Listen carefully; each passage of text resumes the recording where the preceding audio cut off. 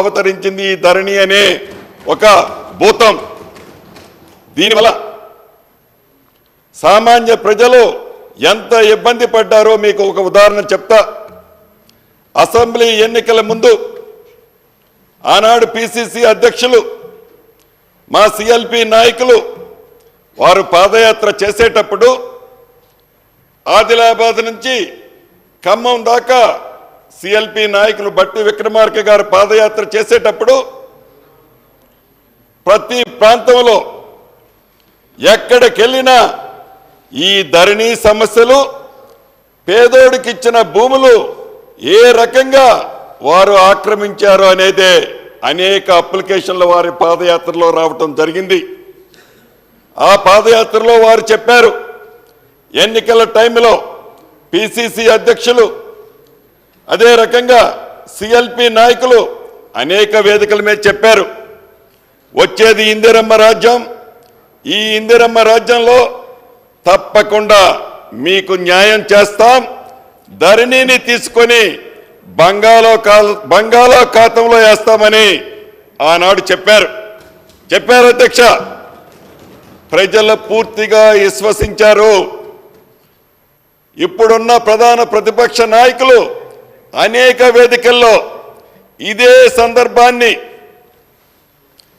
సందర్భాన్ని వారట ధరణిని తీసుకొని బంగాళాఖాతంలో వేస్తారట, వారికి ఓటేస్తారా మాకు ఓటేస్తారా అంటే ప్రజలు ఏమి తీర్పిచ్చారో మీరు ప్రత్యక్షంగా తమరు చూశారు అధ్యక్ష.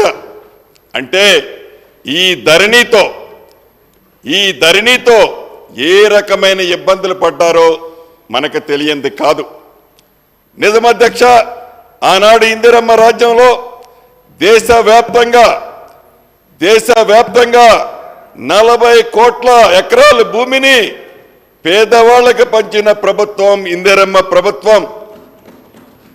ఆనాడు ఉమ్మడి ఆంధ్రప్రదేశ్లో, ఇప్పుడు తెలంగాణ రాష్ట్రంలో అప్పటి ఇందిరమ్మ ప్రభుత్వం సుమారు 30 లక్షలు బడుగు బలహీన దళిత గిరిజన మైనారిటీ సోదరులకి, భూమి లేని వాళ్ళకి 30 లక్షల ఎకరాలు పెంచిన ప్రభుత్వం ఇందిరమ్మ ప్రభుత్వం అధ్యక్ష. అది ఇందిరమ్మ ప్రభుత్వం కావాలనే మొన్నటి ఎన్నికల్లో ప్రజలు దీవించారు, విశ్వసించారు, నమ్మారు, ఆదరించారు అధ్యక్ష. ప్రధానంగా ఏదైతే ఈ ప్రభుత్వం వచ్చిన తర్వాత, మొట్టమొదటిగా నేను మంత్రిని అయిన తర్వాత ఏవైతే ఈ ధరణిలో ఉన్న సమస్యలు మా అధికారులతో కూర్చొని చర్చించినప్పుడు, ఆనాడు ధరణిలో అప్రూవ్ చేసే అథారిటీ కలెక్టర్లకు ఉంది. ఒకసారి వారు అప్రూవ్ చేసిన తర్వాత ఆ ధరణిలో వారు ఏం అప్రూవ్ చేశారో వారికి డిస్ప్లే కాదు అధ్యక్ష.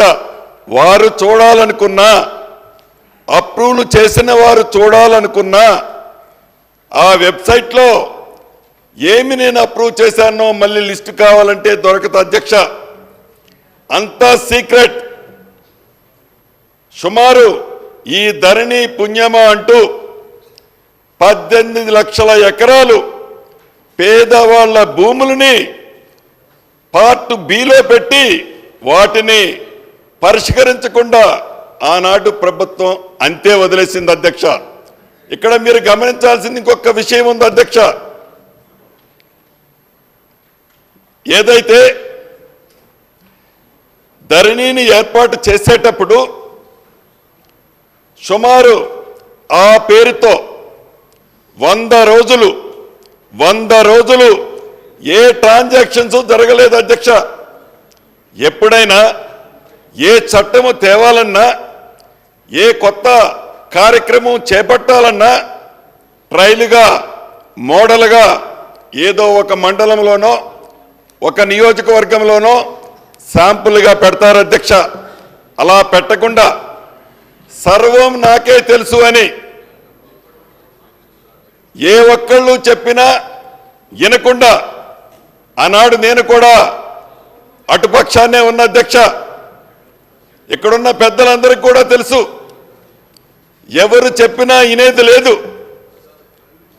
ఆనాడున్న ఆ పెద్ద ఆయన, వారికి తొత్తుగా ఉన్న ఆనాటి ముఖ్య అధికారి ఇద్దరు కూర్చొని చేసిందే చట్టం, ఇద్దరు కూర్చొని చేసిందే న్యాయం.